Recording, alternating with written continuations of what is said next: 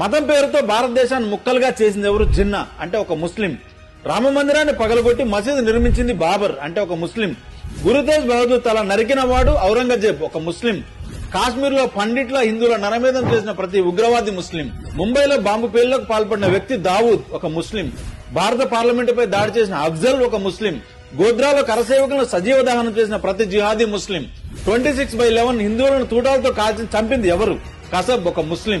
అమర్నాథ్ యాత్ర నిషేధించాలని డిమాండ్ చేసిన గిలానీ ఒక ముస్లిం.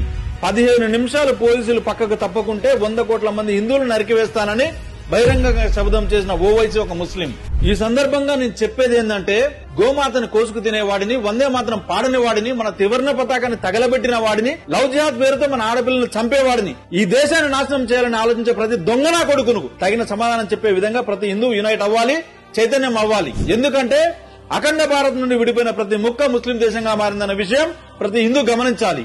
ఆ ముస్లిం దేశాల్లో హిందువులు కనీసం బ్రతికే పరిస్థితి లేదు. మనలో చైతన్యం, ఐకమత్యం రాకపోతే కాశ్మీర్ లో, బెంగాల్లో లాగా దేశం మొత్తం ప్రాణాలు అరిచేతిలో పెట్టుకుని పరిగెత్తాలి.